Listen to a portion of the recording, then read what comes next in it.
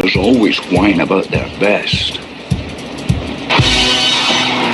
Winners go home and the prom queen.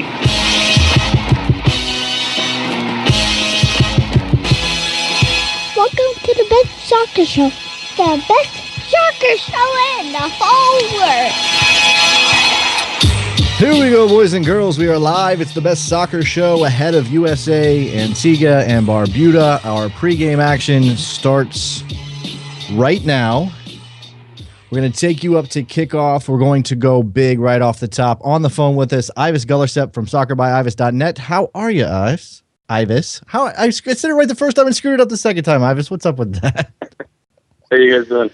Not bad. Okay, let's talk lineup. I mean, it's out now. We've got Eddie Johnson starting. What do you make of this team that Jurgen Klinsmann's going to throw at the Islanders down there?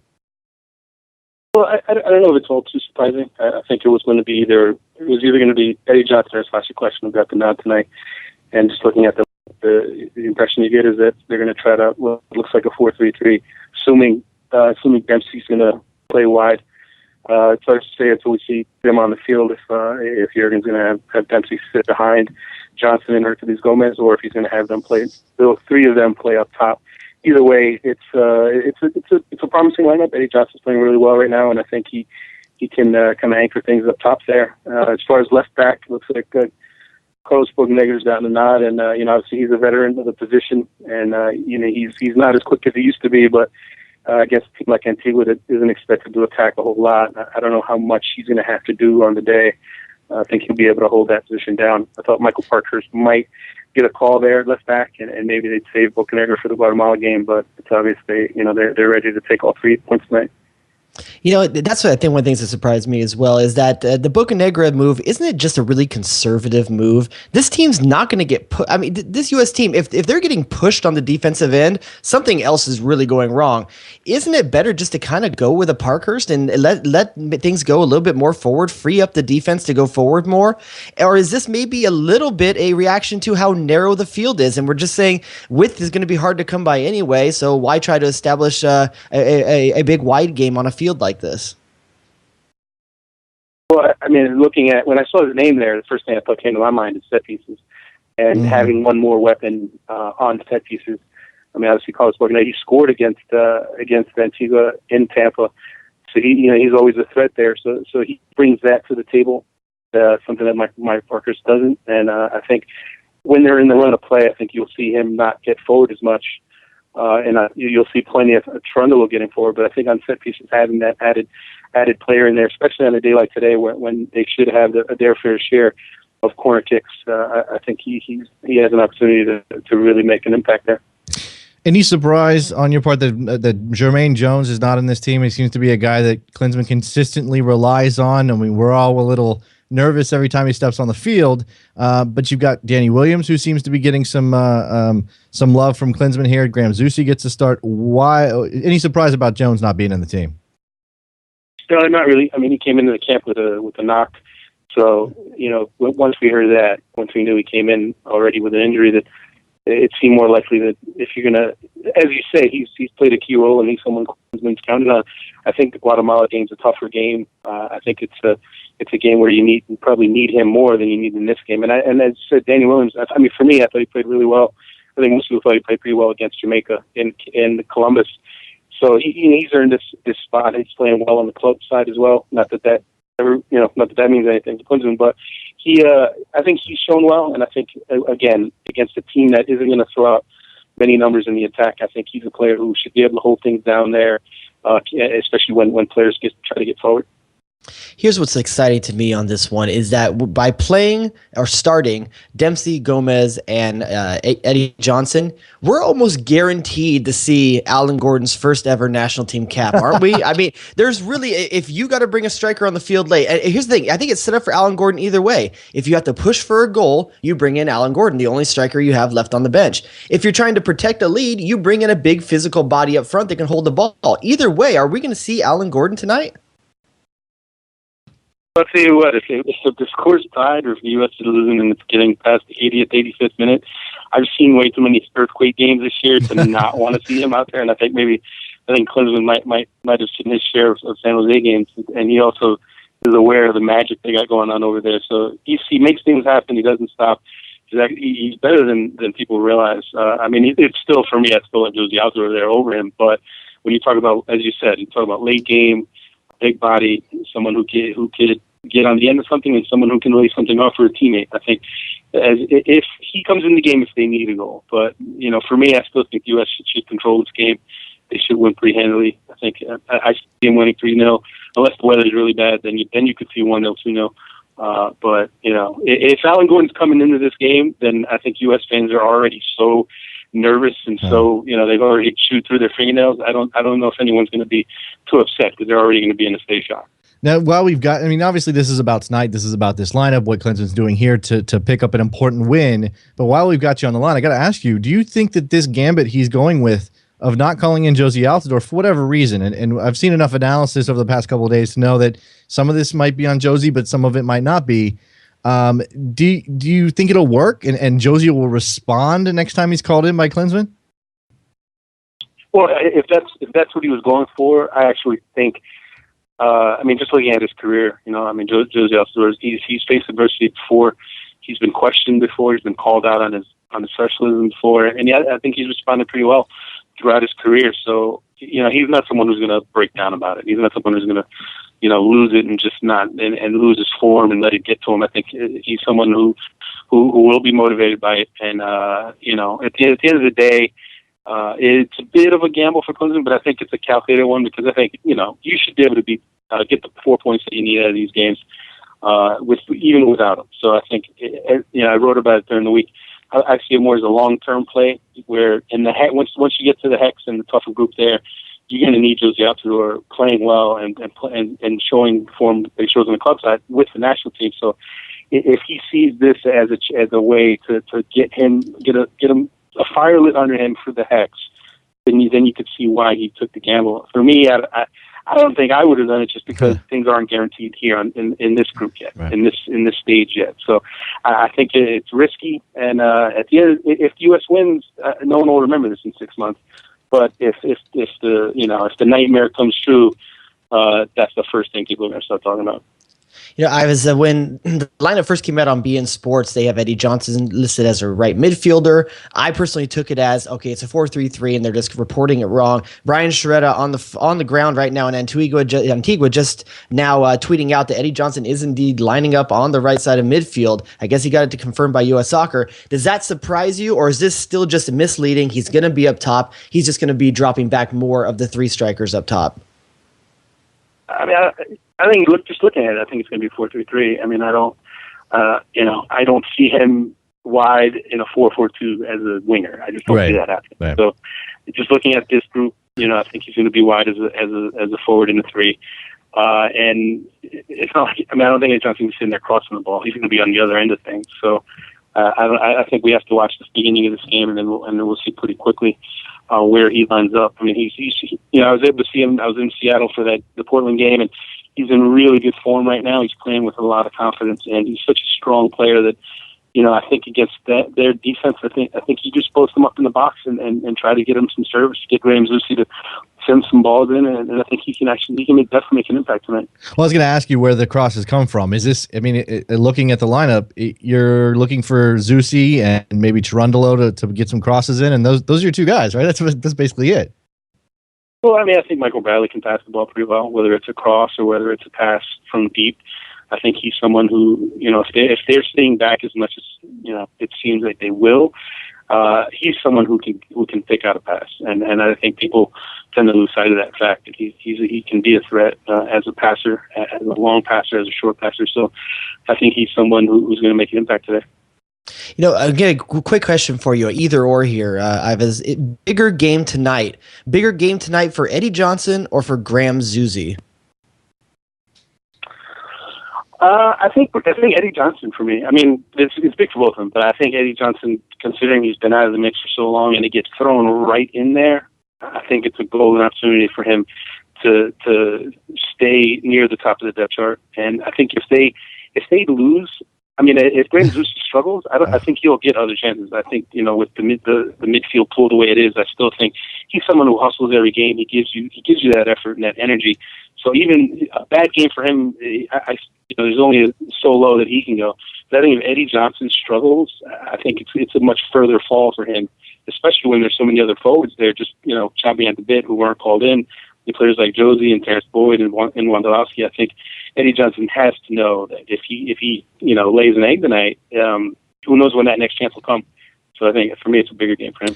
Ives, is there any real reason to worry? Should American fans really be concerned about this game? I know the pitch is bad. We got a couple of guys on yellows that could be facing suspension. I think Bradley and Zusi are the two that are starting in this game. Is there really any concern? Should this not be, a fairly decent bludgeoning out there tonight? Well, it's going to be an ugly game, I think, but I think the U.S. should handle it. And I think both games line up pretty well for the U.S. I know the injuries make it a little scarier, and obviously the narrow field and the fact that they're going to bunker in and anything's possible. But, there's no, for me, I just don't see, even with all that, I don't see how the U.S. doesn't get the points they need, how they don't win. For me, I don't see how they don't win both these games, even without all the controversy, injuries and illnesses and everything. I just think they're too good. For me, Antigua just doesn't have it to pull the upset. They're going to make things tough. They're going to put numbers behind the ball. The field's going to be a mess, and it's not going to be conducive to pretty soccer or creative passing or possession. But I still think the U.S. has too much talent at the end of the day, and I think they get the job done, and that's not going to stop anyone from being nervous. And this is exactly like it was 12 years ago, where when most people were sitting in front of their TVs watching USA-Barbados. And, you start that game starts out, you're thinking, oh, it's going to be a blowout. And then at halftime, it's 0-0. And you need to thinking, wow, we might actually not make the World Cup. But, this Antigua team is a little tougher than that Barbados team. But I think this U.S. team is still too good. I mean, when you talk about players like Clint Dempsey, Michael Bradley, Tim Howard, Jeff Cameron playing well right now, I still think there's too much talent there. And I think they get the job done. So did you give us a score line? Did I miss that? Did you say a number? What's your number? I haven't seen the weather. Well, no, actually, the weather doesn't sound too bad. I'm going to say 3-0. Okay, 3-0. Go to soccerbyives.net. Got a nice, spiffy new look. And this is the man that gave Jared Dubois the dark-haired Dax McCarty look-alike nickname, which I'm loving. Not cool. Thanks a lot for your time, Ives. We appreciate it. Enjoy the game. Thanks for having me, guys. All right. So, Ives Gullershep with his expert opinion, 3-0 win for the United States. No, you can't say expert opinion after you called me the dark-haired Dax McCarty, dude. That's not cool. That is not an expert opinion. I'm not that pale. No, he's an expert. We've already got our first phone call of the night, area code 616. Who's this? This is Carl from Grand Rapids. What's up, Carl? I love the show, and I love Soccer by Ives also for Ives on the broadcast. So, and my prediction is 3-0 goals by Dempsey and Gomez. 2 by Dempsey, 1 by Gomez. I'd like to see that the U.S. will control possession. So, I think we're all pretty clear that possession is not going to be an issue for the United States tonight. That if they're not dominating the ball, then we've got a problem, and it goes beyond just whether or not they can score. I think actually 3 is a little conservative for my liking. I would like to see 4 or 5. Now I know we said that the last time they played this team. I'll take 3 points. I don't care what the margin is. No, I don't care. I know we're going to go through another existential crisis if they win 1-0. That's just going to be it's not going to be fun in the aftermath of this game if they make it tight. The post game show is going to be fun. Well, possibly. All right, Carl, do you have any other predictions? We've got Dempsey scoring, Gomez scoring 3-0. And what about looking ahead to Guatemala? Any concerns about those yellow cards? I'm a little bit concerned. I think Jones will get. I don't think Jones will get playing time because I think they'll beat him handily. And I think Bradley is smart enough so that he can not make a foul. I'm more worried about Jones if he gets in the game because you know how Jones is. We all have the most conservative player. Yeah, thanks for the call, Carl. We all know how Jonesy is. I'm going to call him Jonesy. We got to get that started. Area code 619 was this. Hey, how you guys doing? My name's Enrique. What's up, Enrique? So I'm going to have to say Eddie Johnson scores. The rest, we're going to have to see.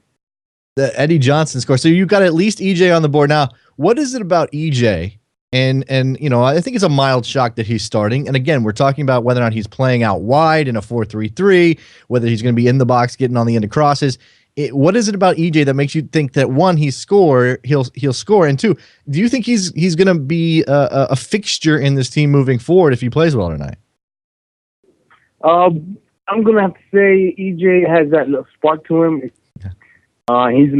right now. He's got that. He's scoring goals, and he knows Deuce, Bradley. So he's gonna get a little touch going there, and we'll have to go and see. I was thinking Corona mostly on the left wing, but he's still, I guess, under 23. Doesn't quite. Hopefully, doesn't spark that he brings in today. Yeah. Thanks for the call, Enrique. Doesn't quite trust Joe Corona. And you, Jared, you had just mentioned that to me. I don't know if we talked about it on Wednesday night or not. Yeah, we did. Did we overlook Joe Corona as a potential player in this drama? And he's too. I just think he's too green for this kind of situation. Okay, I know here's the thing, then, Jason. Stop calling him up. Okay, he's made the last 3 national camp rosters. If you're not going to use him at some point, aren't you wasting a spot for a guy that can help you on the field in a real life scenario? What's it going to take? What's the scenario for Joe Corona to be included? But he called up 24 guys. He lost 4 guys due to injury and illness. He was already. Then call more in. No. But what I'm saying is Joe Corona on the original roster was never going to play a critical role. He's there because he's good enough. Should we have guys on the roster that aren't going to play a critical role? Who else are you going to call in? You got Sasha Kleshin in the team. Who else are you going to call? How about a Chris Pontius? Chris Pontius. Okay, fine. Area code 973. You hate it when I have a good name. 973. Who's this? Hello? Howard. What's up, Howard? Not much, man. How you doing? Are you in a bathroom, Howard? What's going on here? Hold on. Let me get out of the... How's this? Better? Much better. Are you in the closet, Howard? Are you hiding somewhere, Howard? Are you scared of Antigua and Barbuda? R. Kelly have you tied up? How do you know? All right, so what's on your mind, Howard? They're going to win tonight with no question. Okay, I think everybody, I put the DEF CON question out on Wednesday night, Jared, and I had no takers for DEF CON 2, 3, 2, or 1. Everybody's like DEF CON 17, which, again, and it's just that it's funny. Just a second, Howard, I'm sorry. It's funny just the way that the American soccer community reacts online. I'm looking at Twitter, and I don't go to big soccer, but I imagine it was kind of an S-fest over there. But the American soccer community goes through these angst-ridden, like moaning, kind of writhing things, and then we come to the game and we get people on the phone like Howard, and they say, "Oh, I'm not worried. It's no big deal." Which I think is something. I've been involved in soccer for almost 50 years. Wow! You deserve a round of applause if I had one. Well, let's hear it. I don't actually. Okay, Jared, you should give Howard a round of applause. Thank you. All right. And I've seen a lot of people come and go. I've been involved in starting youth soccer in 2 states. I played it in college. I've been at it for many, many years. And even 40 years ago, we thought that we would be further along than we are now. Yeah. If you know what I'm saying. We had a lot of really good kids. But now it's really starting to blossom. I don't believe for a minute that they're going to lose this game tonight because, A, they have a really good coach, and B, they understand what the ramifications are, and I'm looking like a 3-0 probably. Howard, I got to ask, as a fan, American soccer fan for 50 years, best player U.S. all time, in your opinion, is? He played, I'll tell you, not Claudio Reyna, but he came from the same town in New Jersey. With Tab Ramos? Tab Ramos. Yeah, that's a fair choice. Yeah, he had skill. He understood the game. He was really fun to watch. I think Howard, that's where we're at, right? It's the understanding of the game. We got the athletes. We got guys that go run up and down the field and kick the ball, and we're even developing kids with touch and that kind of thing. It's just understanding the game. Where are you gonna be? What's the best pass to make in every situation possible, and that's the next step, right?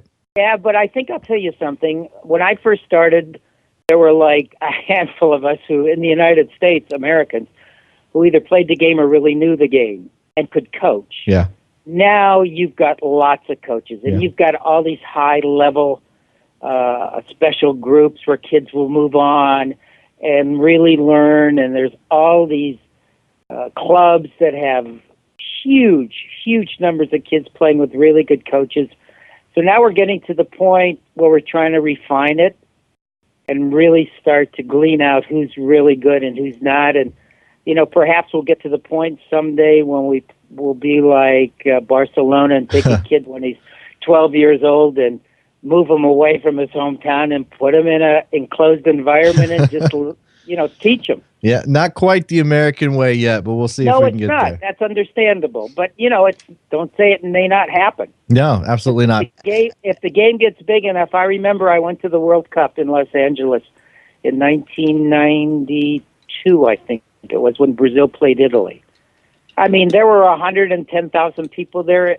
Whoever would have thought in the United States we would have had a World Cup of that great magnitude. Yeah.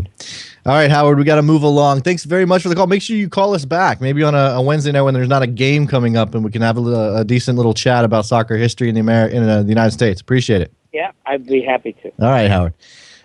Trip down. I love that. I love that there's a guy that's been a fan. Okay, so if he's been a fan for 50 years, he's probably in his 60s. I love that he knows how to connect to the internet and get on our show. Dude, that's kind of cold. Like you just my mom's in that same range. She would know how to do this. Okay, I guess. I mean, my grandmother, who's in her 80s, is on Facebook. Make my man Howard 80. No, I'm not making him 80. I'm saying my grandmother's 80, and she's on Facebook, and she's liking all of the posts about my kid and stuff. And she commented on my wife's status and said, "You go, girl," or something like that. Which your grandma's like meeting up at Christmas, like, what's this Gangnam Style stuff I hear about? Area code 484. Who's this? Hey, it's Mike, guys. Hey, what's up, Mike? Yeah, I'm thinking easy win, just like everyone else. Anything else, I guess, will cause a panic. But, I mean, at the end of the day, this is essentially a USL Pro team and a bad USL Pro team. Absolutely. And I think hold on. There are guys that play in the Premier League on this team, too. They have players for Reading. I mean, the bulk of the team is this USL Pro team that Antigua and Barbuda has started and they're using that as the base for growing their national team. And again, what's the population? 90,000? I mean, it's It should be a cakewalk. We have worked ourselves up into a lather, Mike, and I don't understand what that's about. I mean, it's easy because there's so much time to fill, and we've come off the loss to Jamaica and not really a tight win against Jamaica in Columbus, and then we just need to fill this time, and it's no Josie, and we got to freak out. Just too much. So who do you got scoring, Mike? I've got to like EJ, and I'm hoping Alan Gordon just to see the Twitter reaction. That would be fantastic, dude. Thanks for the call, Mike. If EJ scores, Jared, we've got to get a drop for EJ. If EJ scores, man, I feel like we need. Is there any movie that's ever said the words "grown ass man"? I don't know. That's the thing. I've got to find. I mean, I have a feeling there's is it Carl Winters or Jonathan Winters? What's the dad from Friday? Did you just did you say Jonathan Winters? The guy's name's something like that. I can't remember what it is, but I think maybe in Boomerang. I want to say maybe in Boomerang he talks about himself as a grown ass man. He was talking about the mushrooms. Like the mushroom lining, like bam, bam, bam. John Witherspoon is his name because it just popped into my head. That's it. Yeah, the special mushrooms. I got special mushrooms. Maybe he did somewhere say grown ass. Somebody in some movie somewhere. This is why we'll crowdsource. This is why we need our audience. We need to sample our audience. I'll just go grab somebody saying grown, somebody saying ass, and somebody saying man, and shove it all together. And we'll get a grown ass man. I do like that he's the popular choice. Again, consider the competition. If Eddie Johnson scores against Antigua and Barbuda, it doesn't mean that all of a sudden he's an integral part of the United States striker corps. No, but it means he's done more than Chris Wondolowski has on the international stage. But come on, Chris Wondolowski can score against this team. Can he? Look, Can he? Yes, and Chris Wondolowski. Show me the evidence that he can. Chris Wondolowski would score against Antigua and Barbuda in this That game. is so easy to say with absolutely no factual basis whatsoever, which makes it perfect for this show. But I don't need any factual basis. I'm just going to go on what my gut says. My gut says a team of MLS, all American MLS All-Stars could wipe the table with Antigua and Barbuda. That's my opinion right now. That's where I'm at. I mean, look, that's a hot sports take right there. We want to put a lot on Jurgen Klinsmann and his tactics and what he's getting wrong, and is he playing, is he playing defensively minded soccer when he told us he was going to play something else? But in the end, talent's going to win out 90% of the time, and in this case, talent's going to win out. I mean, you and I could coach this team to victory tonight. We just picked the best 11 players. We could figure, everybody's got their lineup on American Soccer Now, and I do believe I picked these. Oh, here it comes. No, you know what? I'm wrong. Here it comes. No, I got 10 out of 11, Jared, because I realized I had Michael Parkhurst in there, and he's playing Boca Negra. You don't know anything. No, I'm terrible. I have no expertise whatsoever because I thought he would start. Well, actually, I didn't even do that lineup as this is what I think Jurgen Klinsmann will do. This is what I wanted to see. I wanted to see Michael Parkhurst at left back, Boca Negra and Cameron in the middle, Cherundolo, Danny Williams, Graham Zusi, Michael Bradley, Clint Dempsey, and then well, this is a 4-3-3. I didn't have a 4-3-3. I had two up top with Eddie Johnson and Hercules Gomez. So I mean, but he's getting in the attacking options. It's a little bit more. I don't know if you're. I don't know. What do you make of the decision to play this formation? I mean, do we put too much into the formation? Outside of the Boca Negra for Parkhurst move, I get all the reasons why Jurgen Klinsmann made all these moves. Get more offense on the field, get more pressure on the field, and have guys that hopefully can unlock. I even understand Eddie Johnson kind of out wide a little bit because out of all the players on the team, who do you have that can beat a guy one-on-one? Right. Eddie Johnson. Let's Eddie Johnson. Yeah, Eddie Johnson's the popular choice to score a goal tonight. Let's wrap this up. Thanks to Ivis Golerstep for joining us for the pregame. We will be back at halftime to review the first 45 minutes. Don't forget NASNradio.com. We're on Stitcher. We're on TuneIn. Get on Twitter. Send us your thoughts. We'll get those in at halftime. We'll be taking your calls as well. Thanks, guys. See you in a bit.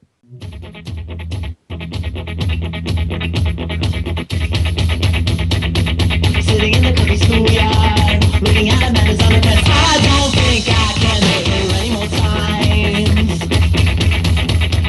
I have my back to the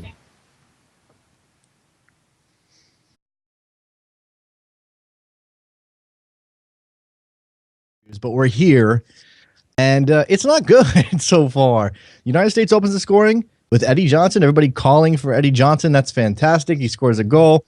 And then the ultimate breakdown on the defensive end, Jared. Clarence Goodson at fault. Carlos Bocanegra. No, Clarence Goodson's not at fault here. I'm sorry. If Carlos Bocanegra doesn't make a terrible pass and lose possession right ahead of him, Carlos Bocanegra put his defender, his teammate, in a poor position by not taking care of the ball and forced Clarence Goodson into an unfortunate situation. I'm sorry. Maybe Clarence Goodson needs to do better, but he shouldn't be put in that situation by Carlos Bocanegra. Carlos Bocanegra is having a terrible game overall because the guy doesn't take care of the ball. He doesn't pass the ball well. If Klinsmann's style is supposed to be you build from the back, Carlos Bocanegra is a liability there. I think he's great defensively. He is a liability when it comes to taking care of the ball and building out of the back. No, I agree with you there, and now we see that that's a problem. When we thought, okay, the United States isn't going to be pressed on the defensive end. Turns out, at least Antigua and Barbuda has enough speed to cause a problem. They can't. If Carlos Bocanegra cannot handle his responsibility there, you have to make a change. Our phone lines are open. 201-430-2378 is the phone number if you want to get in with your thoughts at halftime. I've seen some Twitter messages come through. This is from Luis Bueno. Nervy moments at the end of the half. It's not good there. DEFCON 2 from Emmett O'Connell. Area code 815. Who's this? Area code 815. Who's this? You got to turn off your radio. I may have lost that person. What? Nah. Yeah. Are you there? Sorry, I'm having a couple of phone line issues here. Give me a second to see if I can get this to ramp up, and we'll get to the phone lines. Area code 815. Sorry. Hold on. Sorry. Go ahead, Jared. No, here's the thing. If you're the Klinsmann experiment with this roster so far was working, okay? You bring in a guy like Eddie Johnson, and all week long he preaches about he's bringing him in for his ability to play the ball in the air, his ability to be a threat in the air. Right away, he establishes that. Eddie Johnson gets a ball that looks exactly like every goal he scored in MLS this year, and he's vindicating Jurgen Klinsmann. But there's other issues with the system still. Now, there are obviously – look – they have enough ability. They have enough talent. This is a good enough team that they shouldn't be in this situation. That one mistake has caused. Now, if they're up 1-0 at halftime, Jared, are we feeling that much better about this?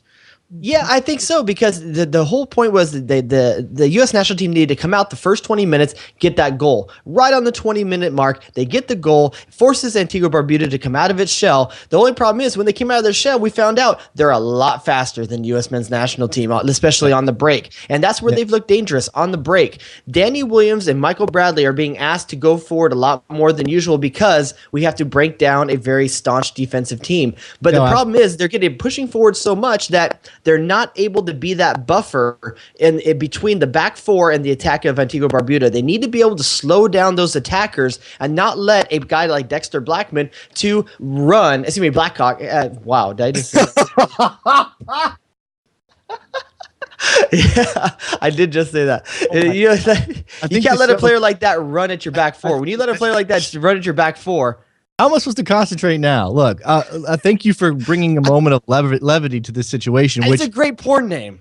It absolutely is. Look, this is dire only because now the field flips. You heard Phil Shane talking about it on the broadcast. The wind is picking up there at the stadium in Antigua, and now Tim Howard is going to have to probably face some knuckleballs, some crazy shots from the Islanders, who have no reason not to go for it now. I mean, they're in this thing. They have a shot at winning this game if they're not, if they don't completely bunker in it and go into an absolute shell. And as you said, we already know that they have the speed to threaten the United States. So now it's if they keep coming at them and the Americans cannot break through, what we've got right now working, Jared, what do we have right now working? I'll tell you what's working. What's working right now is the dynamic between Bradley and Zusi. You've seen it on a number of different occasions, including, I saw it coming off that second, that when they tried to do that little quick restart, it was obvious, should have been obvious to everyone on the field that they're setting up they have a really good understanding of how to play each other off the ball. You saw it on the first goal. Beautiful little 1-2 to free Zusi on his left. Does a nice little dink pass over the top right onto Eddie Johnson.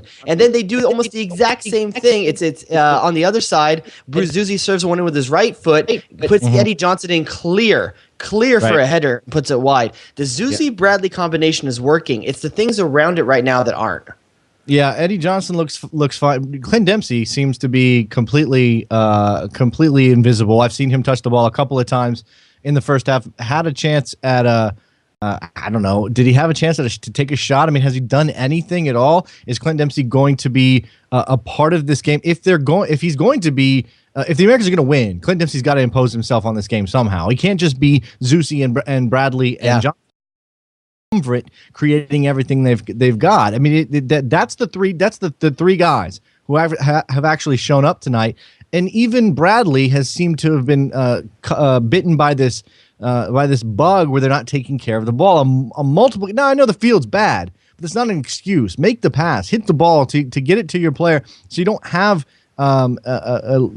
things going the other way in a flash, and that speed be coming to bear for Antigua and Barbuda. And that's the game in a nutshell. If they can connect their passes, continue to keep the pressure, I'm not sure that crosses are going to be the most effective thing, especially in the wind. I will say this. The field is really hampering the U.S. national team. And I'll always say the field's the same for both teams, obviously. But watch how many touches it's taking to control every pass. It's taking 1 to 2 touches to control. There's not a lot of one-touch football going on right now. And a lot of that's because the ball is hopping off the field all over the place. The center of the field is playing really soggy. The ball's getting really held down there. On the outsides, it's getting really jumpy. It's really tough for the U.S. to play the style of game they want to play.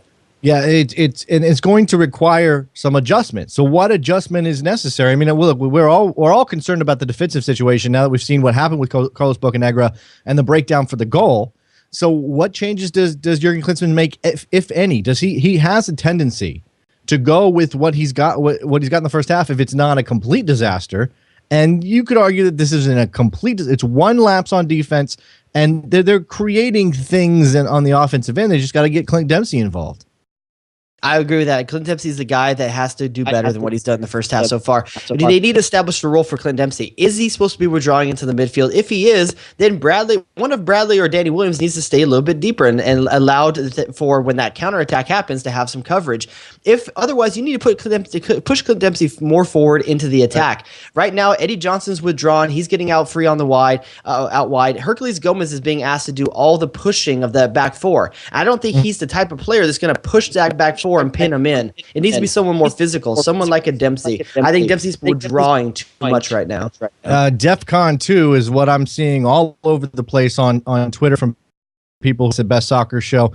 Look, I don't know how you could argue that it's not at least that right now, because the United States is not taking care of their business. This is not an easy walk in the park. And now with the score tied and questions about the weather and questions about the field continuing to crop up, is there real concern that they might come away? If they come away from this game with 1 point, Jared, what then? What then? You really got to hope that Guatemala-Jamaica game goes into the draw as well. If that's the case, it's all down to one game. The U.S. controls its destiny at home against Guatemala. You really need a draw in that other game. If not, it's nail-biting time. Because let's say Guatemala beats Jamaica on that game, in that game, okay, great. That now the best you can do in that last game is tie Guatemala. Well, you can go ahead of Guatemala. It's a must-win situation for the U.S. to really control their destiny. There's no real scenario here where the U.S. doesn't control its destiny still. It just becomes a really, really razor thin and much more thin coming down to one game. Then the U.S. should be in a position to be in this stage of qualifying. It's not the hex. This isn't the hex. No, I apologize for the phone line issues, guys. I can't seem to get them to work at the moment. There's a lot of people calling in, Jared, and they all want to talk about this, I'm sure, and I just can't seem to get to them right now.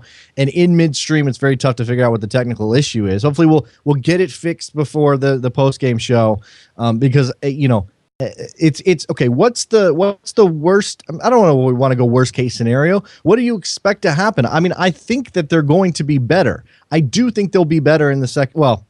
Okay, maybe I'm saying that the wrong way. Do I really believe that?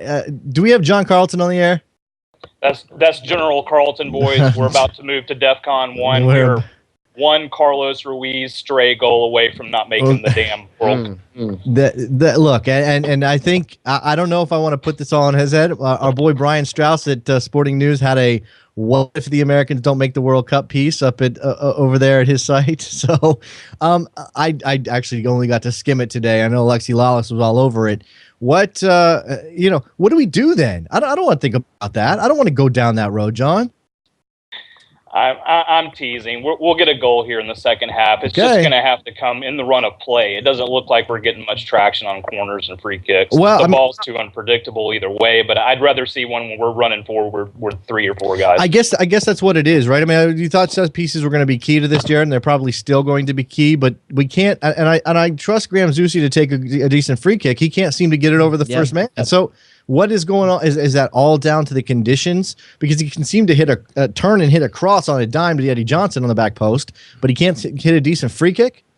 Yeah, it's really kind of frustrating there. They've moved to Michael Bradley now. It seems like he's taking the kicks instead of Zusi. I think that's a good. I think it's a good 1A, 1B. I don't think there's really a difference either way. I would like to see a nice free kick from about 23 yards out. Let Zusi have it. Let him unleash the Zusi Uzi. See what happens. I really kind of would like to see something like that to really kind of test the keeper a little bit more. I think the keeper's only really been tested one time, and that was on the goal. Didn't make it. Bradley puts one off the post. I like that Bradley's taking some long range efforts, and that's gonna start unlocking the defense a bit more too as well. I just think the key to this right now is finding a way to get Dempsey more involved. It has to be that. It has to be that. Yeah, it has to be that. Everybody's the players are back on the field, getting ready to start the second half. We will be back after the game, post game live. Alan Gordon, save us. Yes, Alan Gordon, save us, guys. We'll get the phone lines working. I promise. Come back and join us then. See ya.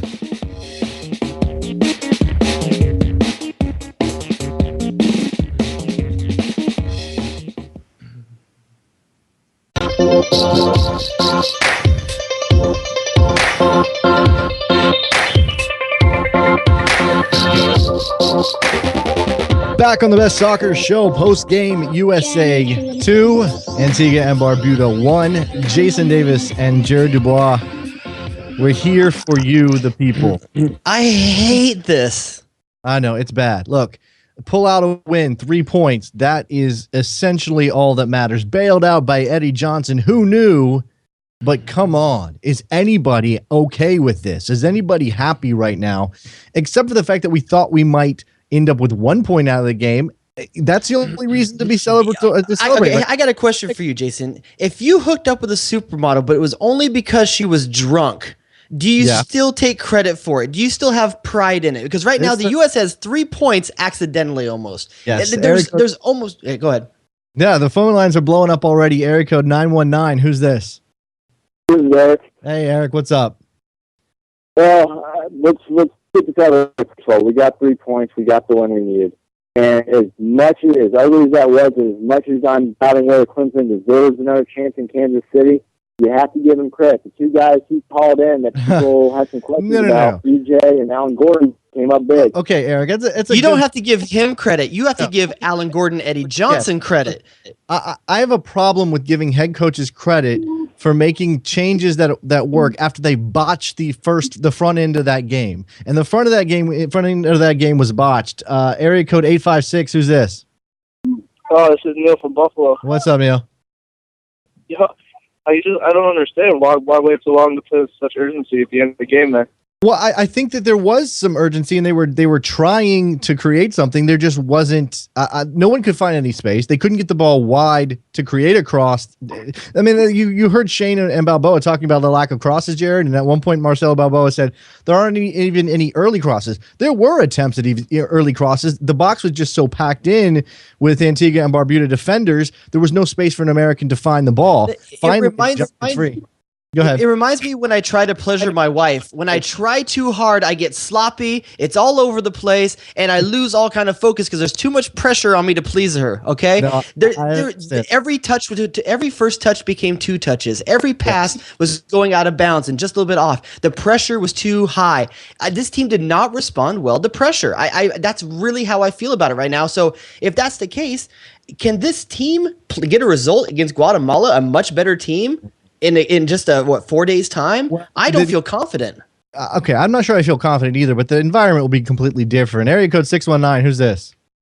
Hey, how you doing, Enrique? Hey, Enrique. All I'm saying, can we get an all MLS team finally? And some urgency from the beginning. I think Twelman tweeted it, urgency from the beginning, please. Thanks a lot, guys. Yeah, thanks for the call, Enrique. Look, there's something to be said for the fact that the MLS guys were the ones that came through in that situation. Now, I don't know that that's the answer. You want all MLS guys on the field. Look, we had the caller say that you got to give Klinsmann credit for the changes he made that worked, which were Alan Gordon, and he starts Eddie Johnson. But he also brings in Jermaine Jones, which I don't understand that substitution at all. And in the end, Jones picks up the yellow card, which, I mean, not that you best thing that could happen for the U.S. going into the Guatemala game. Johnson's not available. I mean, Jones isn't available. Best thing that could happen for this team. Yep. Who's on the air with us now? I'm having a little trouble with the phone lines. Who's this? Oh, I'm still me. You guys didn't hang up on me. Okay. All right. Well, if you could hang up on me, that would help a lot. Thanks a lot, guys. Thanks a lot. The phone lines are having a couple of bugs, so I'm going to try to get to as many calls as I possibly can. Herculez Gomez, what is up with that? I mean, he had at least one clear opportunity to take a shot from where I think what you see in Herculez Gomez right now is a guy that hasn't been getting consistent time with this club team, hasn't had a consistent run of goals, had a goal on the weekend. I think what you saw there were touches of a lack of confidence in his touches. In the box, should be a first-time shot, 2 different occasions, get the ball on goal, overthinking it. Like we said on so many different occasions this U.S. team tonight, overthinking it, and instead tries to take that one extra touch in the box, and because he's not confident on the ball right now, and that's a result of playing time and form. You think that, okay, so Herc's not having the best run of form in Mexico right now, and you think that carries over to his national team, and that's why he can't just put away what I will call an easy chance for Herculez Gomez? It's not that he didn't put it away. He didn't try to put it away. That's the problem. That's what makes me think it's an issue of confidence. It's not like he took a strike on the ball and it was saved or that. He didn't take the strike. He tried for an extra touch where he didn't need to have one. No, I absolutely agree. And it's strange the way that kind of infected the whole team. Even, I mean, at the end, before the winning goal from EJ, Michael Bradley had a bit of a meltdown. Now, I understand he got fouled hard in the box, and he's a fiery player, but he seemed to have taken a couple of steps maturity-wise forward in the last couple of years, and all of a sudden that came all sweeping back. In fact, producer Trevor told me while we're watching the game, he's like, that one tackle took him back 3 years. All of a sudden, it was old Michael Bradley. That was how much the frustration. Correct me if I'm wrong, but isn't he one of the guys that's on a yellow card right now? Yes, he is on a yellow card right now. If he had picked one up, he would have been suspended for the game against Guatemala in Kansas City. Huge loss. That would have been a massive loss. That would have been a big problem for the United States, trying to fill a hole in midfield created by the loss of Michael Bradley. You look around the rest of the park and who showed up and who didn't. I thought Graham Zusi played fairly well in the first half. Pretty good 45. Pretty disastrous second half. What happened to him? Sasha Kljestan comes on, and he's on the field for the goal, so he's +1. But do you think he really made a difference? I don't know that he had enough time to really make a difference. We might have a call on the line. Is this area code 410? Who's this? Casey from Oregon. All I got to say is no yelling. Eddie Johnson for president, and we need Bruce Arena on the speed dial. Yeah, there's until the goal came, Jared, and I was one of those people who was sitting there thinking, okay, you know what? You got to let him go. You got to let Jurgen Klinsmann go. If this is what happens when you have a must-win game away to an island nation with a population of 90,000 and a team of USL pros and a couple of English league players, then he can't handle this job. He's not capable, and I'm still not convinced. He got bailed out because Alan Gordon put a nice ball on an unmarked Eddie Johnson at the back post. 2 back post crosses to Eddie Johnson, 2 goals. Yep. But if he cannot figure this out, getting through CONCACAF doesn't matter if he prepares the United States to take the next step. Again, come back to that opinion that he should be the technical director for U.S. Soccer and not the head coach. His preparation leaves a lot to be desired. I really want to know the thinking. I hope one of the journos down in Antigua and Barbuda right now will ask Jurgen Klinsmann, what was the thinking process in bringing Jermaine Jones in at that point in the game? A game that was screaming for someone calm on the ball, for screaming for someone that could take care of the ball. You have a player like Joe Corona on the bench who, if there's one thing he can do, it's kind of do that, okay? And I know that he's unproven. I get that. But you have unproven guys on the field in Eddie Johnson, Alan Gordon. You know, you have guys that you're taking risks on. Jermaine Jones is one of the biggest risks you can take, and I don't get what he was going to give to that game at that point. All he was going to do is add more bite to a game that really didn't need more bite. I mean, no, it needed control. Was there any point in that game where you went, you know what the United States really needs? They need a guy who's going to get stuck in midfield. Is that real? No, look, I know Jermaine Jones has other talents, and he is an adequate passer of the ball. It seems to all flow out of him when he plays for the United States. His first touch deserts him, especially in these tough environments. Now, look, I'm not saying that the atmosphere was great or anything like that. I'm saying that the field was poor. This is not what Jermaine Jones is used to. He's used to playing on well-manicured patches of grass in Germany with 65,000 people there. It's all a very controlled environment, and you lose that control when you go down to these Caribbean and Central American locales. That's what I'm saying. You got to bring a Joe Corona in that's used to the dirty streets of Tijuana, baby. I don't know that he's playing on the streets unless he's. Well, that's how I imagine it. Okay. Yeah. No, I understand. I'm still trying to get the phone lines to work, guys. If you want to keep trying to call in, get to as many as I can. 201-430-2378. If you have thoughts on this, we've got an EJ for president. Towards the end of that game, I was getting it bombarded with DEFCON 1s, Jared. People were honestly. Are they wrong? Were they wrong? DEFCON 1. No. I don't think they were wrong. I think they were absolutely right, because again, if EJ doesn't come through and get that goal, what is the fallout? What is and we can't act like just because they scored, everything is hunky dory. Like everything didn't happen. Right. Area code 219. Who's this? Hey guys, it's Michael. How are you guys doing? Hey, what's up, Michael? Thoughts on this game? It was not our best game, that's for sure. I was happy to get a win out of it. We were really lucky. The monsoon weather, I don't think people take into account, though. It's like a hurricane, literally. It was terrible weather. Sure. The wind, I think that, that's a big thing. I think things have to change as well. But okay. I think, the weather was something for sure that we don't have to take into account. Look, Michael. But does the weather make U.S. national team players pass the ball out of bounds? Well, if the wind is strong enough, it can. But you have come on, Jason. They weren't even playing it to a guy. They're playing to a space where no one's standing there. I understand that. I'm not saying it's an excuse. It's absolutely not an excuse. You knew what it was going to be like when you went down there. You better be mentally prepared, and that's what I worry about. And maybe it goes beyond Jurgen Klinsmann, because I'm going to throw blame at the head coach because he's the easy target. You can't change all the players. You could change the head coach. And if they're not mentally prepared to play in that environment, you have to come back to the guy in charge. They need to figure it out. This has been a problem for the Americans for years. This is not new that they have this mental seizure when they play in these environments, despite the fact that they're overwhelmingly more talented than their opponent. Area code 541. Who's this? Casey, I was wondering what you guys thought of Josie Altidore not being there today. Yeah, we addressed this in the pregame with Ivan Scholarstep. We've talked about it in the last couple of shows.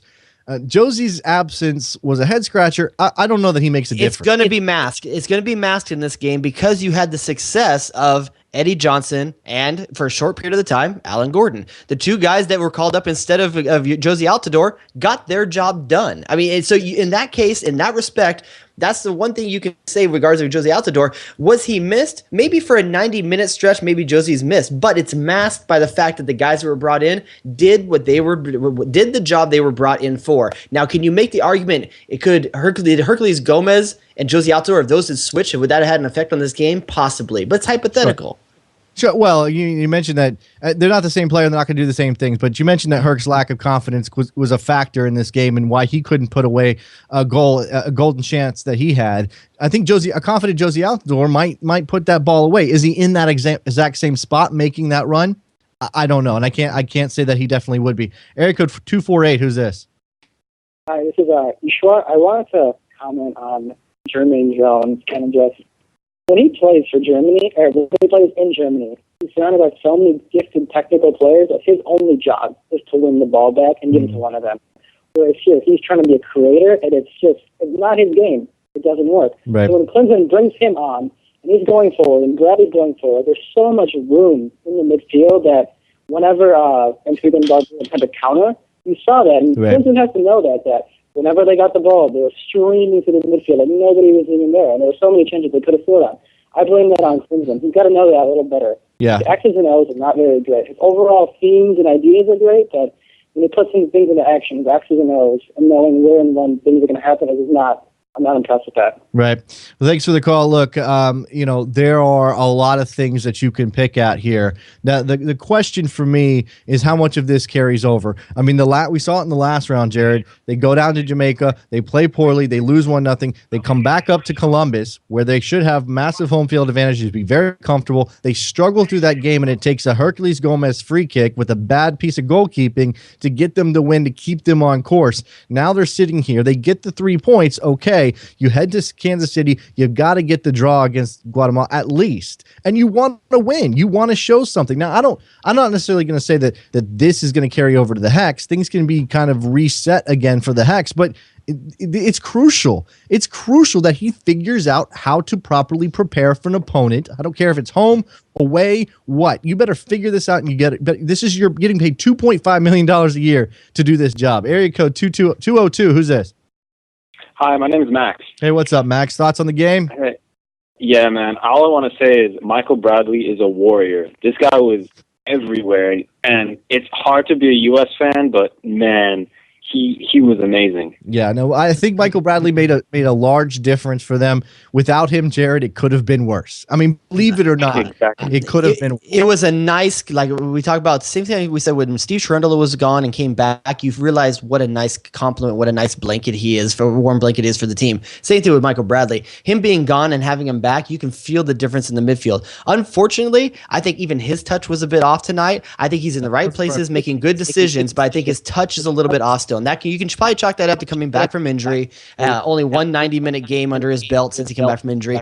I am concerned, though, what we talked about before with his where is he at mentally that he has a breakdown like that? We talked about it a couple weeks ago, if not a month or so ago. We talked about Michael Bradley as the future possible captain of this team, and I brought up the fact that you can't be a captain of this team and be arguing with the refs in the tunnel after the game. And you told me, and you said, how long ago was that? And to speak to the point you said a little bit ago, how big of a step backwards did he take by showing this side of him again? We thought we were past this. Look, I think every player is, just because he's grown up a lot in the intervening years. That was 2009 in the Confederations Cup. Doesn't mean he's still not a fiery player, and he can't be. Somebody can't get a rise out of him if they catch him the wrong way. And he got caught the wrong way, and he reacted poorly. And luckily, it didn't hurt the Americans. Area code 386. Who's this? Hey, this is Mike. With as bad as Graham Zusi looked, especially in the second half today, do you think maybe we should be seeing people like Mikhail Discaru or some of the other guys from that failed Olympic team? Yeah, I mean. Yeah, we mentioned, look, Joe Corona is the obvious guy because he's already in this team. And Klinsmann has shown a propensity to call him up. And I think that's the obvious replacement midfielder that you would say, all right, if Graham Zusi's not getting the job done, I don't think Graham Zusi's, one bad game from Graham Zusi doesn't mean he's not part of the national team. But you got some options there. Is Mikhail Discarud one of those guys? I don't think he's quite on that level, and I don't know that Klinsmann rates where he's playing. And I think that's a major factor in this. Area code 503, who's this? Hey, this is Ryan. I was just wondering what you guys thought on Alan Gordon coming in and stepping up with a big role with that cross at the end. Yeah, Alan Gordon's magic, dude. Does it count? Does that count as Alan Gordon magic? Didn't score the goal himself, but puts it on that. Okay, Alan Gordon. Okay, let me think about everything you know about Alan Gordon, about the stone foot that he had for about 6 years in MLS, and then watch the half volley, little beautiful soft service that he puts to the back post to Eddie Johnson. That is Alan Gordon magic right there. He made something happen late in the game when everything you know about Alan Gordon tells you that he doesn't have the ability to. That's Alan Gordon magic. Yeah, area code 925. Who's this?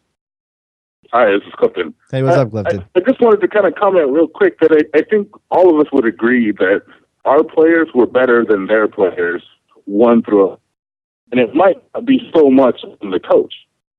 He's saying those needed. We they needed to put down in order to beat a substandard team, and I feel like they would have been adequately prepared and understand what they needed to do in order to get the victory, and were unable to execute. Right? I mean, look, I just wanted to kind of get you guys' feeling on that. Yeah, no, I think that's where we land, right? I mean, look, the team. We have an issue here, Jared. How much blame do you throw on the players for not showing up the way that they were supposed to show up? How much blame do you put on the coach, not only for his tactical plan, but for his inability to mentally prepare them for whatever that? Do you honestly think? Okay, we struggled through some times with Bob Bradley, and I'm not going to hold up Bob Bradley as some kind of American coaching god, and he can't do any wrong, and he didn't do a lot of things wrong. But do you honestly think they would have had that same kind of nail-biting experience in Antigua and Barbuda? What I will say about Bob Bradley is that as opposed to Jurgen Klinsmann, Bob Bradley was tremendously consistent in both the results that he would get, the field, the formation that he would put out, and the players that he would call in. If he said that your club form was going to mean something, your club form meant something. Okay, he was very easy to anticipate in that regard. Are the players responding well to the I want to say the ebb and flow of the Jurgen Klinsmann's thought patterns? We're mystified by it. Are the players mystified by it too? There seems to be a disconnect in terms of the identity of this team when it goes out from game to game. And I think part of that goes to Klinsmann. I think you give Klinsmann credit for putting Eddie Johnson in the part of the field that he did. Eddie Johnson, I think, had a really good game playing in the part of the field he did, because we talked about this. He's one of the only guys you have that can beat someone on the dribble. And that late run he's making into the box of that back post worked twice, okay? So give him credit for what he did with Eddie Johnson. Hold him accountable for what he chose to do with Jermaine Jones. I think you definitely have to hold him accountable for putting Carlos Bocanegra at left back, maybe then a Michael Parkhurst if you feel the need for that. There's things Jurgen Klinsmann did wrong, but the Eddie Johnson decision and how he played him in this game, you need to give him credit for. Okay, look, there can be little bits of credit dropped in among the little bits of criticism or the big globs. And that's how I feel about it. There's a few things he did right, but there's a lot of stuff that's wrong with this team. Okay, but the questions that we're facing now as a fan base and as American soccer observers is whether or not all of those bad things outweigh any of the good things that he does. Every coach, look, every decent coach who understands soccer on a reasonable level, and certainly Jurgen Klinsmann does that, can throw in the right guy at the right time and find a goal. But the bottom line here is that you're working from a baseline, right? That's what you're trying to do, is find a head coach that raises that baseline so that every time you can go up way above it, but you don't drop back down below it, right? So when we had Bob Bradley, was okay, well, we don't play offensive soccer. We sit back and we counter, and we've got to evolve from that. Let's raise our baseline. Jurgen Klinsmann is going to raise our baseline. I don't think he's done that.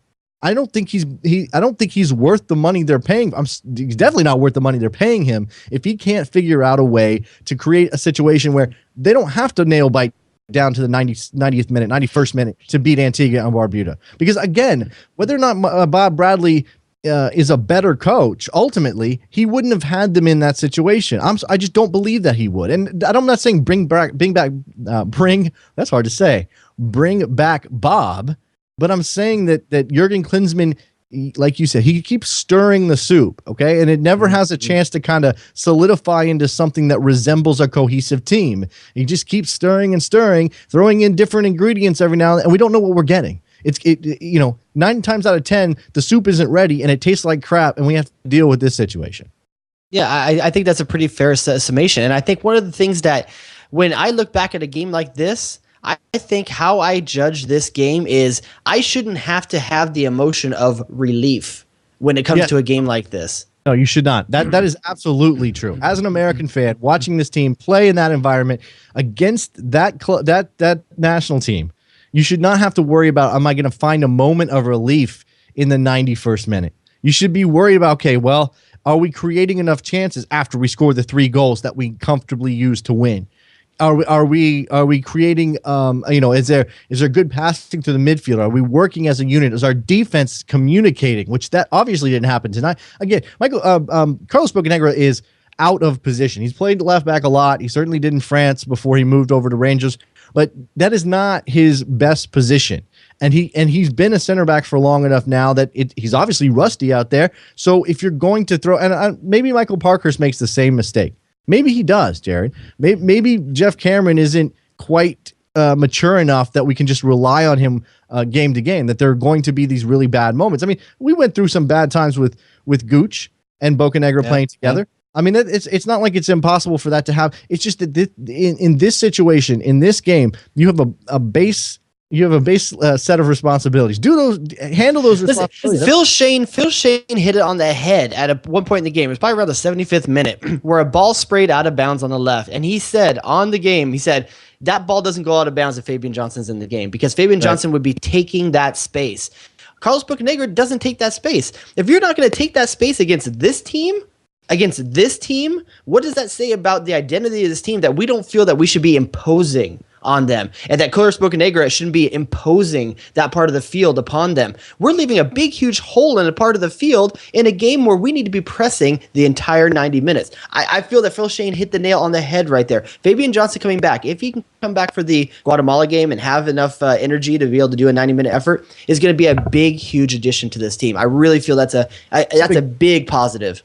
Certainly makes a big difference, and yeah, there were things missing here. But again, I mean, as much as we were wringing our hands ahead of the game with all of the changes to the roster that he called in, the loss of Landon Donovan and Breck Shea and Fabian Johnson to illness and Edgar Castillo to a foot, despite all of that, there was still this basic belief among people who know what they're talking about, that the United States should walk into Antigua and Barbuda with whatever lineup they made out of those 18 guys that he dressed and win this game fairly comfortably. And that didn't happen. And so you have to find somebody to blame for the situation. But blame doesn't matter unless you're going to address it. How is Jurgen Klinsmann going to don't get on the post game. I mean, don't have post game comments where you talk about spirit and hustle, Jurgen Klinsmann. That's not going to do it for me. I'm not going to handle that very well. If you come out and you talk about, well, we just didn't work hard enough. Bull. That is not the issue.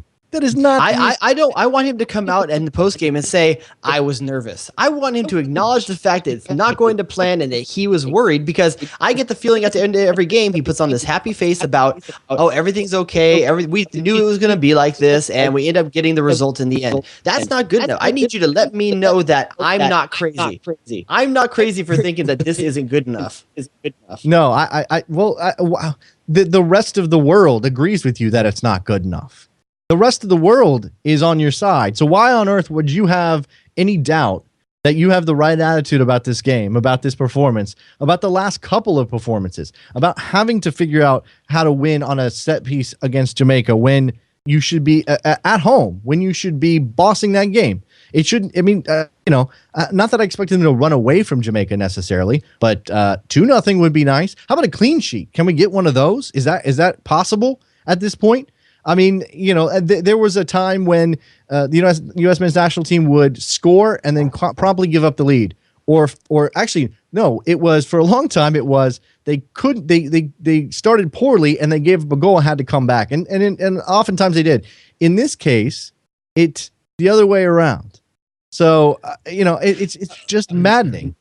Before we start putting a bow on this, for our post-game coverage, I want to talk about one thing going towards Guatemala. I'm going to give you a couple of names. You tell me if you think they've done enough to kind of secure their spot going to the Guatemala game. Graham Zusi. The secured? No, he secured nothing going into Guatemala. No. Okay, here's the thing. I think Graham Zusi still gets on the field. I think he's done enough between the last game and the first half of this one.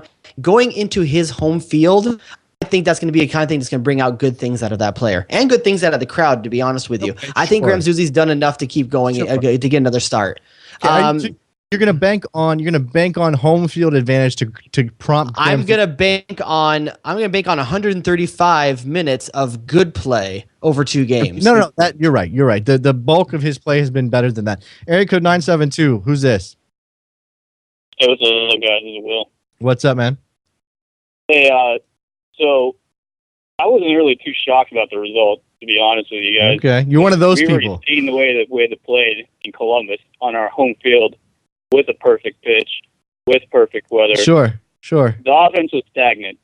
I mean, we were fortunate enough to get goals off those crosses last match, but come on, let's be honest. This midfield is not creative. Bradley's a plus. I have to give that much. Okay. But everything else that's being created through the midfield is terrible. These guys are lacking service, and Eddie Johnson pulled that out of his rear. Yeah. So we have to give Eddie Johnson praise, because there was no creativity from that midfield whatsoever. Well, I mean, there were attempts. Let's just say that Antigua and Barbuda were making it very difficult, and let's give some credit to them, because they were disciplined defensively, Jared, and they did create. And their counterattack looked dangerous. They right. I mean, on the offensive end, their counterattack looked dangerous. Defensively, Antigua and Barbuda made it very tough for the Americans to play through the middle, and the small pitch and having to play everything so tight made it difficult for the Americans to play any crosses. So you got a couple of moments. I mean, there's going to be space on occasion, and you have to take advantage of it. They did it once with Zusi with a nice turn. And, it wasn't a turn. It was cutting inside. And then again with Alan Gordon at the end of the game. But there wasn't going to be a consistent ability to get the ball wide and get crosses in, because the field was so compact. So they played to all of their strengths. That doesn't excuse the American performance. No, I don't think so. But getting back to what we were talking about going towards the Guatemala game, okay? Some more players that we should talk about if they're going to get another run. Eddie Johnson gets another one, right? Definitely did enough to get another run. I would think so, yes. Absolutely. At the same position of the field, do you think? I don't know that he's going to come out with that same, I don't know. I mean, Guatemala is not going to be quite as defensively minded as Antigua and Barbuda. They're not going to park the bus like that. So I don't know that you want. Especially depending on what the result is out of that game, if they need the 3 points or not. A lot of stuff we don't know right now about that. What about Hercules Gomez? Is his spot secure? No, in terms of the starting lineup, no, absolutely not. Based on tonight's performance, I don't think you can carry a guy that's obviously lacking that much confidence over and start him in a very important game like Guatemala. I mean, we talk about club form not necessarily informing your U.S. national team form, but certainly your form from one game to another as a U.S. national team player does matter. So if Yerkelis Gomez is missing golden opportunities in this game, I don't know that I want him on the field starting against Guatemala when you have to get a result. Alan Gordon, not a starter still, right? Still that guy off the bench. He needs to be that guy off the bench, right? Showed something tonight, came in, made a difference. I mean, it was a different kind of performance than I think we expected to get out of him. We both said that it made sense for him to come on as a late sub if you needed a goal. We hoped we didn't need a goal. And I was, he foreshadowed this. He said, if Alan Gordon's coming on in the game and coming into the game and the United States needs to go, that's nervous time for the United States national team fans. And we were all very, very nervous. He came in and made a difference, not doing what we expected him to do necessarily, but you have to give him some credit for that. He's on the bench against Guatemala. Absolutely. Alan Gordon magic. It's there. He is magic. Yeah, I agree with that. And then the last thing is, if Fabian Johnson is not able to go, do you think Bocanegra gets another shot at left back? No, I don't think you can do that. And certainly not against Guatemala, who's going to be much more adept at passing the ball around and getting in behind. And that's what you fear with Bocanegra. Slow first step. If he's going to stay at home, I guess that makes you a little bit more comfortable, but you completely lose anything up the wing with an attacking fullback if you've got Carlos Bocanegra in the game. And he, when he did push up tonight, it wasn't a great situation. You didn't want the another thing I'm happy about in terms of Jermaine Jones not being available for this next game is that when you think about the Guatemala game and how the U.S. Gave up 2 goals, free kicks outside the box, that's Jermaine Jones' bread and butter. He gives up fouls all over the field. Him not being on the field. If you think about Danny Williams, I don't remember Danny Williams giving up a lot of poor fouls in that area of the field tonight. Did he foul anybody at all? Did Danny Williams? I don't remember off the top of my head. Now, here's the thing. I remember very, very visceral that the fouls that Jermaine Jones does outside the box. I remember Kyle Beckerman making some in the Guatemala game, same kind of area of the field. I don't think of Danny Williams as a guy that's doing that over 2 games so far. Are we talking about Guatemala or Jamaica? Are we talking about Jamaica, those fouls? The thing about Danny Williams in this game, though, is this was a very easy game for him to kind of hide, right? I mean, there wasn't a lot for him to do. The United States had the lion's share of the possession. At one point, I saw they had 75% possession. So he wasn't going to be asked to do a lot of that defensive midfield work because the ball just wasn't coming through those spaces. And he wasn't pushed up. I mean, he was kind of occupying a space in behind Michael Bradley and doing a fine job. But that also meant that because it was good that he could hide because he was on a yellow card and you didn't want to lose him for Guatemala. So he was probably playing with less aggressiveness than he might. A bit safe. Yeah, I mean, I don't know why he wouldn't have been playing it safe. So again, I can't remember him committing a foul in this game. It doesn't mean that he wasn't effective on some level. I just don't know that that's going to carry through to Guatemala. All right, I think that's going to do it. You want to try to sneak in one more call? If they're coming, right? Might as well try to get here. Area code 617. Who's this? Hey guys, it's Hank. What's up, Hank? Man, just breathing a big sigh of relief on the way home from watching the game tonight. Yeah, I think we all are. Are you on your way home? So you're listening to it in your car? Well, I'm actually not listening live, so I have no idea what you guys have been talking about. But I've fantastic! Listening to your podcast, and it prompted me to call. Oh, all right. Well, okay. I'm not in the Fire Jurgen camp yet. Okay, but I mean, obviously he's got one game, right? And if he doesn't get the job done, then he's got to go. If they don't qualify, he's got to go. There's no question about that. Is there any performance short of not qualifying that could get you into the Fire Jurgen Klinsmann camp after the Guatemala game in Kansas City? Oh God, that's tough. I mean, I think, well, obviously, if we don't qualify, he's out. That's what I said. Thanks for reiterating what I said, Hank. Exactly. But my big beef with the game tonight, and I think that maybe we're giving Klinsmann a little too much grief, knowing that field was as narrow as it was, yes, which obviously played a huge impact on the game tonight. Do you think that Klinsmann said, you know what, guys, we're playing on a narrow pitch. We're not going to need any width. We're not going to need that Yeah. But see, here's the problem, Hank, and we're gonna wrap this up. Thanks for the call. The problem with that, Jared, the problem with that attitude to say, oh well, it's a narrow pitch, we're not gonna need the width. You don't have the playmakers to go through the middle, right? Where's the guy to create that opportunity to go to? You saw Michael Bradley trying to combine with Clint Dempsey, trying to combine with Hercules Gomez, trying to combine with it wasn't coming off. They're not adept enough in playing in those tight spaces to do. I mean, Clint Dempsey is capable, but probably not with that combination, not having enough practice time doing it. So if you don't have those playmakers, if you can't find those guys to create the space, then you have to play the ball wide. I tell you what, if the U.S. makes it to the Hex, if you're a team going up against the U.S. in your home stadium, you're stupid if you don't make the field narrow. After watching this, they gave you a game plan, a blueprint to how to frustrate the U.S. national team. Well, This is an old move. There's nothing new about compacting the field. But there's teams out there that can. Do you think Mexico's going to have the same problem that the U.S. had with a narrow field? No, certainly not. Because they have playmakers on the field that can do 1 and 2 touch passes that can unlock that type of defense. So don't say all the teams out there. The U.S. cannot handle this type of compact field. It's a fact. Right. No. Okay. I can't argue with that. And there's one game to get into the Hex. One game. You win that game. You draw that game. Worst case scenario. And I mean, the worst of the good lot. And you're in the Hex, and then you have to address what you've got going on with those other 5 teams when you're playing for your World Cup lives. All right, that's going to do it for us tonight, guys.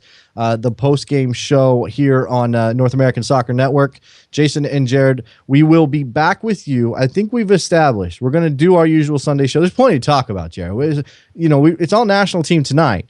If you're available, if we've got the time, we should squeeze it out and we can talk about this stadium news, more stadium news. There's MLS is not going to be playing, but we can certainly find things to talk about. Make sure you guys check us out on iTunes. Ratings and reviews always help us out there.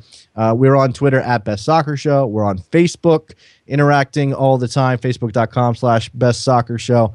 What am I missing, Jared? What do we need to wrap up this? You know what? I just had a thought. This is what people need to do. After the frustration of tonight, we get the 3 points. You know what? Ultimately, that's all that matters. I understand you want to see the progress, but this is what you need to do for the weekend. 3 words for you. Treat yourself. Just relax. There's no MLS to distract you. Just go and treat yourself, Jared. Okay, and then after you settle down, call 201-430-2378. Leave us a after you calm down voicemail. Let us know how you feel after this kind of settles bit. Have a beer, have a shot, have a glass of wine, whatever you do on your Friday night. Leave us a message and let us know after it all settles down how you feel about this game. Yeah, a couple of grown-ass mans thrown in there wouldn't hurt anybody, right? That would be all fine and dandy. All right, that's going to do it for us, guys. We'll talk to you on the Monday podcast, Monday morning at NASN.TV and all of their usual podcast distribution places. Later.